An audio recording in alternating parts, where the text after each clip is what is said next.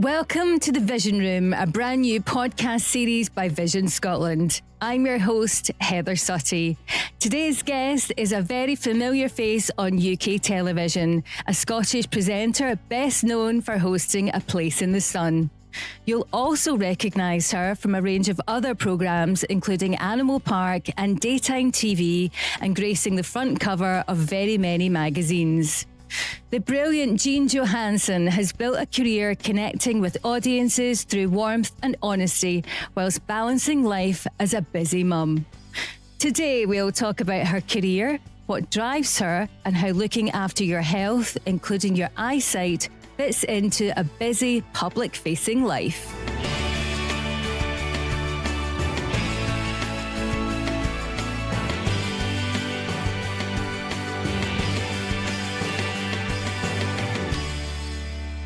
Jean, welcome to the podcast. Great to be here and always good to see you, Heather. And you, now tell me, how have you been?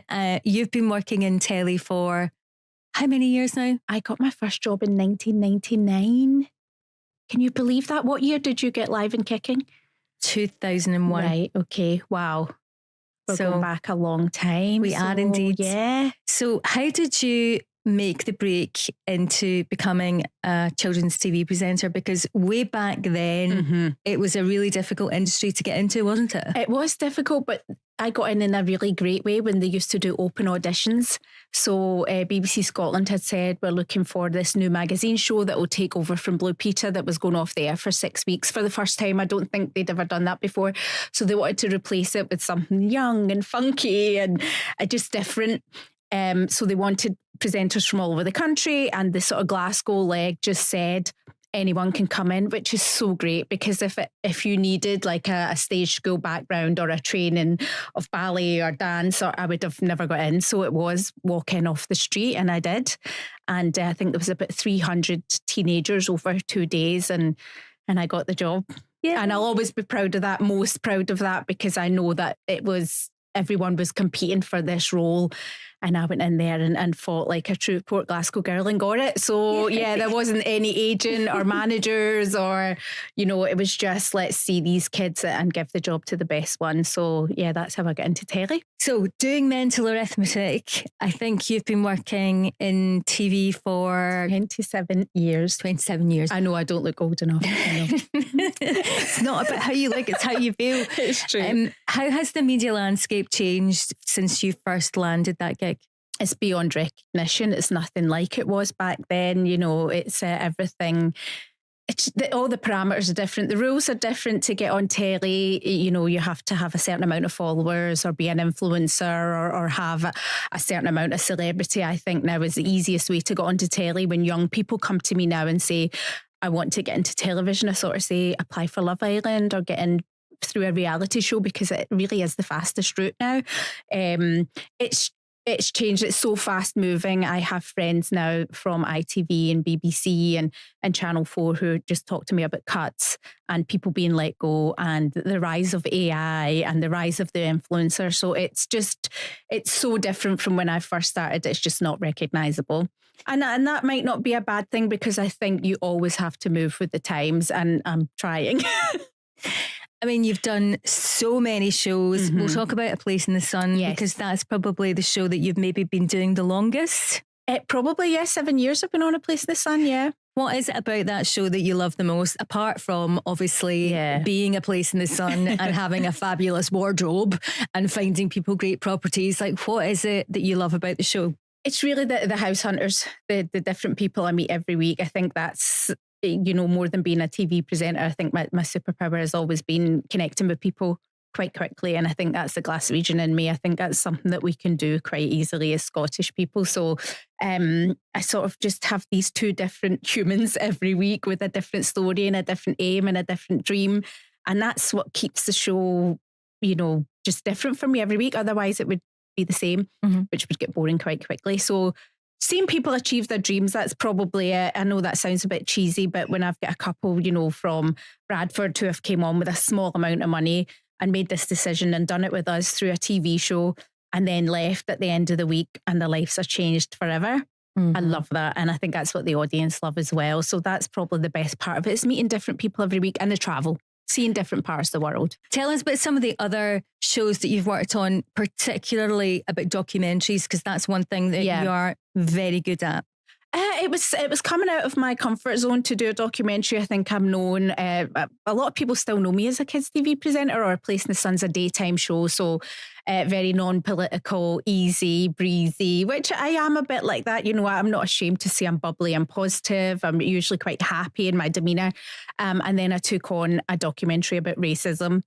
And it was so interesting watching it back because I sort of changed my body language, not deliberately. The way I spoke changed, the type of language I used changed because it was something that was so personal to me to look at Scotland and the landscape it is now and where we are with racism and how people are being treated and living their lives now was really a tough project for me to take on because it held up a mirror. I didn't necessarily want to see. You can always be in your own little echo chambers. All my friends are very liberal.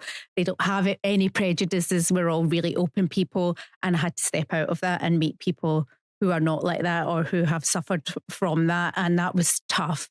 But it was received really well. A lot of people criticised it as well. That's okay. But it was nice for me. Journalism has always been in the background with me when I've had periods of not working.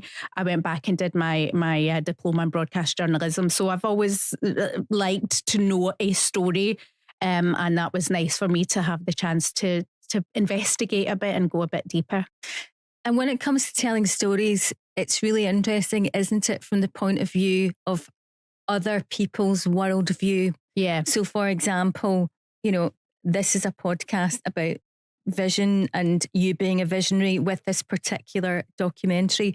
What did you learn the most about that whole experience, about seeing other people's perspectives on the programme that you produced? Just to try and get out of my echo chamber a bit. You know, it's I prefer to speak with people who are politically the same as me. Of course I do. I know that's wrong, but it just made me go, you have to listen to other people. You have to understand what's going on. Otherwise, I'll turn around and be, oh, why did that happen? Because I wasn't listening, because I wasn't paying attention. So it's made me a bit more open to people who don't think like me, to people who have a different worldview from me. And of course, that is the way we should all be. And that was the biggest lesson. Just open your eyes and ears, even if you don't like what you're hearing and seeing. When it comes to landing jobs in media, do you think you've experienced racism? The thing is, I'll never know. I'm never in the room. I'm never in that person's head. So that is one of the insidious things about it. Someone might not have given me a job because I'm Black. I'll never know that. They'll never tell me that. I'll never know what they were thinking. But at the same time, I might not have got the job because I'm working class. I might not have got the job because I'm a woman. Or I might not have got the job because it just wasn't good enough or I wasn't right. Once you start thinking about that too much, you can come up with 1,000 reasons. Have I experienced racism? Of course I have. Have I in this industry? Of course I have. But that's not a big part of my story. What a brilliant answer. It's just not. I do that. I've just had too many good experiences to let the bad ones overtake me. And in terms of your personal life, you've kind of got the dream life, haven't you? I'd never like to say that because it's a dream sometimes, and then other times you lose people and people get diseases and you're at a funeral and all the things that you don't put on Instagram. So it can be dreamy, but it can be really real as well. Like we all go through highs and lows. So I would never describe my life as a dream life. No. You're very happily married and you have a son though. I do. Yes. In that respect, I have, I've been very lucky. My son's 15 and happy and healthy. So yeah. And football plays a huge part in your life. Can't get away from it, Heather. Yeah. So my husband, Jonathan, was a Premiership footballer, professional footballer for many years. Then he became a coach. Now he's doing punditry. He's very much stayed in that world. And my son's at an academy. So what people again don't see on my Instagram is that I'm at, football training 3 nights a week, games at the weekends. When I'm not on a Place in the Sun, my life is dedicated to being a soccer mum. And I love that. It's my favourite role. How do you find time to fulfill your own hobbies? Because I'd imagine you're living out of a suitcase quite a bit. Yeah. You're a busy mum, you're a wife. Like, how do you find time to like read, see your friends, go out for dinner, socialise? Or do you just kind of like retreat and, take time away from everything. It depends how I'm feeling, Heather. Sometimes I do that. I'll have a 2-week schedule at home and I'm staying at home. I'm taking Junior to football. That's it. Other times I'm getting the friends in, I'm doing theatre. Books, my dad was an English teacher, so books have always been a massive part of my life. But I stopped being able to read during COVID and that never really came back. There was ages I hadn't picked up a book, like years. I don't know what that's about. And now I'm back into my books, and that is, I'm traveling. So airport, you'll see me with a book. On the plane, you'll see me with a book. When I'm not working, you'll see me with a book. So that is that's my sort of escape from everything. So I always make time for that. In terms of, reading is great for mental health and brain health. How do you look after yourself physically? Because you look really fit, if you don't mind me saying so. I am now. I've gone through, and you can see from my shows, you can sort of mark what's going on in my life from my size, where I'm really stressed, I'm a little bit bigger, or I'm too small, or, you've been through it in this industry. You just have times when you've got lots going on, and I find that reflects in how I look, whether that's eating well, drinking too much. I can definitely do that. But in the last couple of years, maybe the last 3 years, I have changed how I am on location. So before, I'm very social, as you might know. I would wrap, work at 5 o'clock, go up, take my makeup off, meet the crew at 6 o'clock, and we'll go out for dinner and we'll have a couple of drinks. And I would do that most nights. Now I take my makeup off, go to the gym, have a light dinner, and get into bed with a book by 9 o'clock. Wow. So yeah, that is the new thing. And that's just changed everything, because I'm physically much, much fitter and much, much happier, because then I feel better in my clothes. I feel better. I'm tired at night, so I'm sleeping. It's really changed everything. So just that simple act of going to the gym at the hotel that I'm staying in is what keeps me good. Discipline. Yeah, I'm not a very disciplined person, but I think I have brought that into my life now, which is great. Finally, I'm 45. I know, well, that's the thing. I think when we hit our 40s, things that no longer serve you fall away, whether that's relationships, friendships, jobs, thought patterns, beliefs, actions. How would you say your vision is now in your 40s? Like, if you're anything like me, I sometimes have to have a magnifying glass when I'm looking at like skincare ingredients, because the font is so small. And if I'm driving, I need to wear glasses. Has your eyesight changed in the last few years? It's deteriorated hugely. And I actually got diagnosed with presbyopia. I was doing that stupid thing of just not going and getting an eye test. Why do people do that? And I think I was saying to someone, it's sort of admitting that I'm a bit older now. My eyes don't work the way they used to. And I don't know why so many of us fight against that. I know. And then I got my eye test, got the right glasses, and went, it's a whole new world.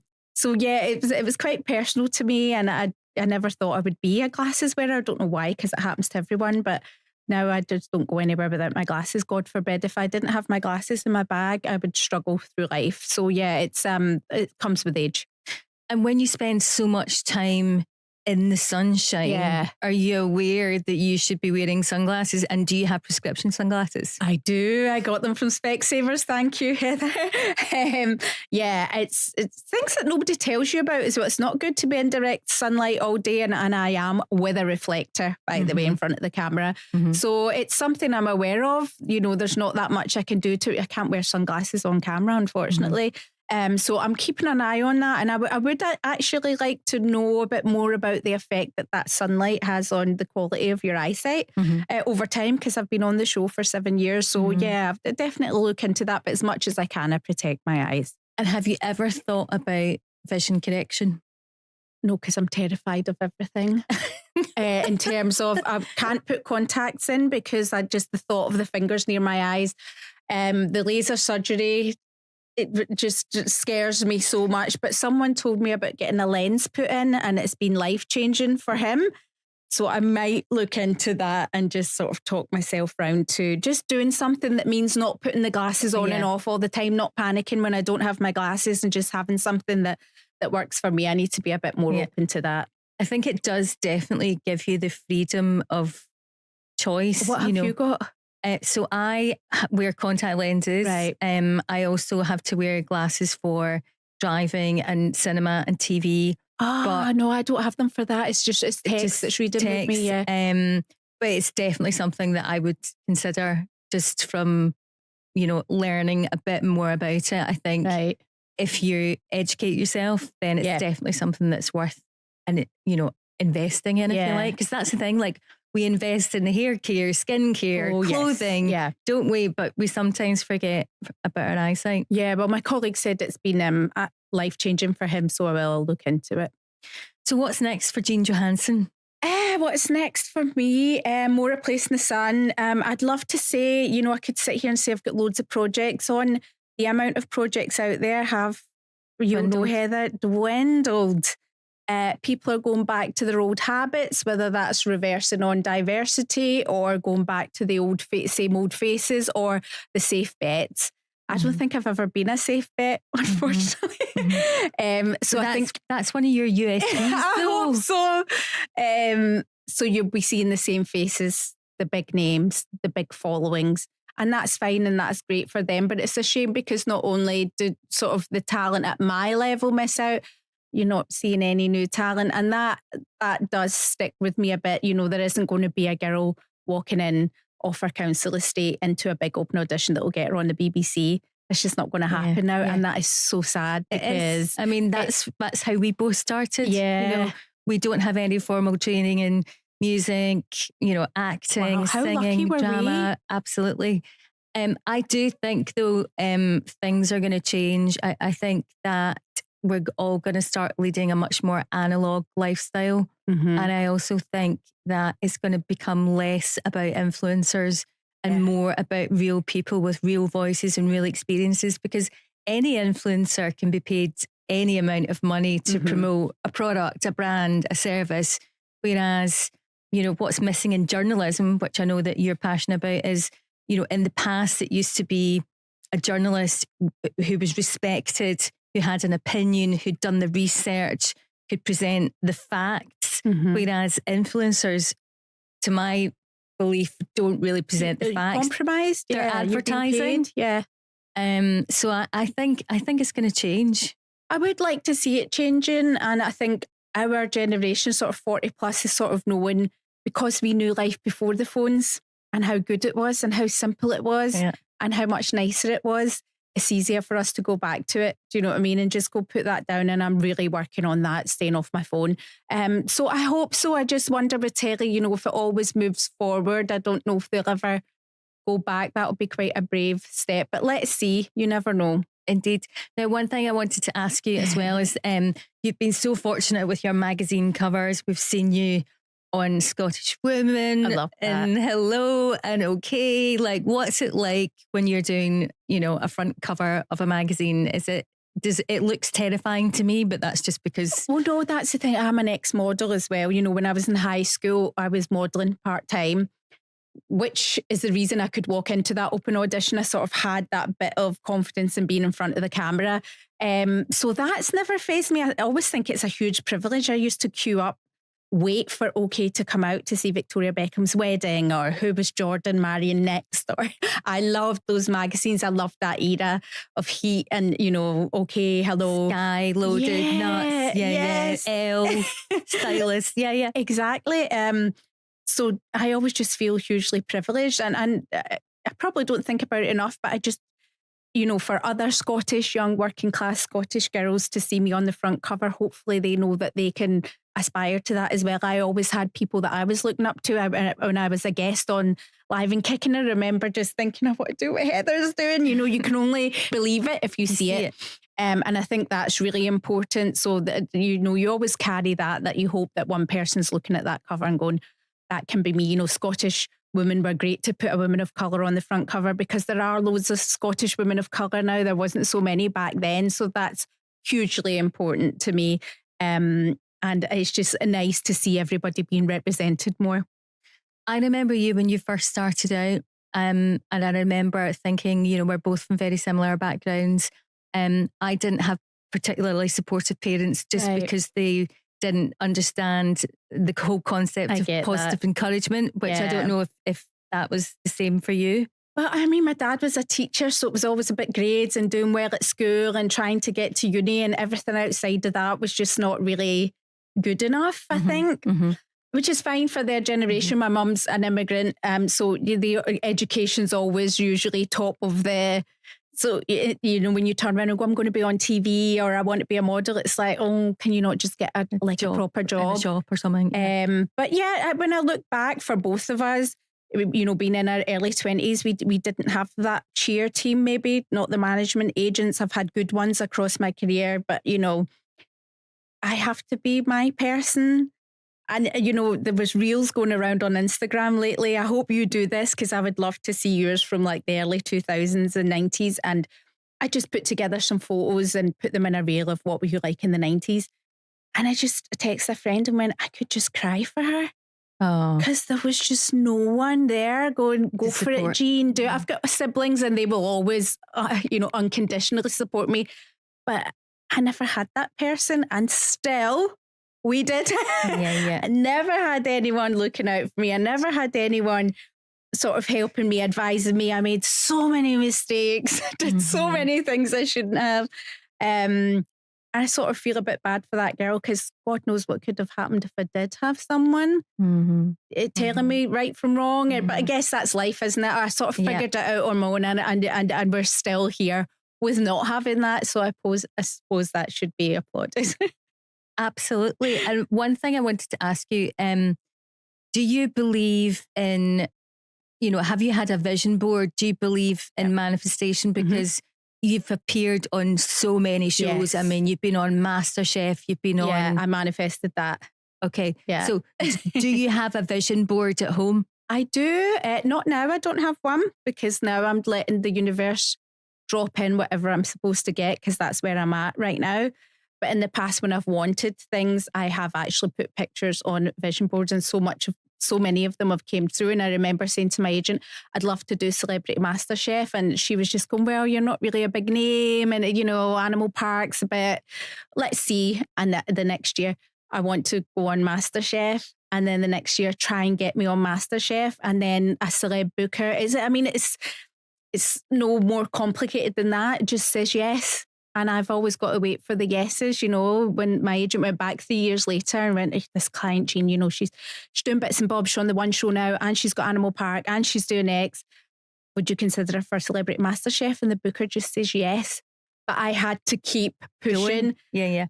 But when you see it, I think that's a good thing. I think that's why vision boards are just easy and they work, is because if you just look at that every day or every now and again, of course, that's a positive thing to fall into your life. Why wouldn't it? So I'm a massive, massive believer in trying to manifest.